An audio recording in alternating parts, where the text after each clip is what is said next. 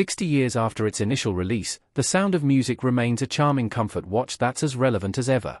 Debuting in theaters in 1965, the beloved musical follows Maria, Julie Andrews, as she falls in love with curmudgeonly naval captain George Von Trapp, Christopher Plummer. This leads her to put aside her dream of becoming a nun.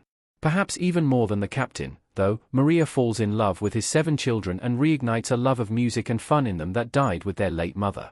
The Sound of Music received mixed reviews when it was released, with some critics finding it corny and too sweet. However, time has been a lot kinder to the movie. It won 5 Academy Awards, and, for several years, it was the highest-grossing film of all time.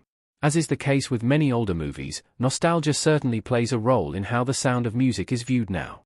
Growing up, both the movie and soundtrack were in constant rotation at my house, and even as an adult, I watched the film at least once a year. Every time, I'm impressed by just how well it holds up. With The Sound of Music currently in theaters for its 60th anniversary, it's a great opportunity to revisit it or perhaps watch it for the first time. The Sound of Music boasts dynamic characters and performances. Christopher Plummer from The Sound of Music. Of all The Sound of Music's characters, Maria is the most revered, thanks to an absurdly charming performance by Andrews, fresh off her turn as Mary Poppins. In another actor's hands, Maria could be over the top, but Andrews gives her a lovely depth, particularly as she wrestles with her feelings for the captain. Her gift for physical comedy shouldn't be overlooked, either, and that's to say nothing of her once-in-a-generation voice. While Plummer wasn't shy about his dislike for The Sound of Music early on, it doesn't stop him from giving a winning performance. While the captain is harsh in the beginning, Plummer completely sells his transformation as Maria brings out his softer side. The change feels believable and earned instead of jarring admirably. The Sound of Music eschews stereotypes for its supporting characters. The kids are funny and charming, each with their own personality. The nuns aren't just boring rule followers, and even the Baroness is far more complex than a romantic obstacle or evil stepmother is typically allowed to be. Beautiful scenery and music make for a completely engrossing experience. Maria, Julie Andrews, singing Do Re Mi to the Von Trapp kids in a field in The Sound of Music.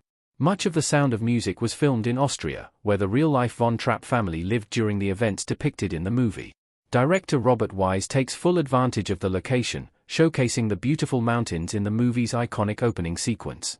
The scenes at the Von Trapp house are a treat as well, with the home's grandeur effectively dwarfing Maria when she first arrives. Of course, the music contributes to just how watchable the movie is as well. Rodgers and Hammerstein's spectacularly catchy songs feel very lived-in, a natural extension of the story and the perfect way to evoke the characters' emotions. The Sound of Music holds up thanks to its timeless themes. Maria, Julie Andrews, and Captain Von Trapp, Christopher Plummer, holding each other closely in The Sound of Music. Perhaps the biggest reason The Sound of Music remains popular to this day is that its themes are as relevant as ever. The politics of the movie are unfortunately still in play, even decades later. However, many of its other themes are universal as well: grief, coming of age, romance, and more.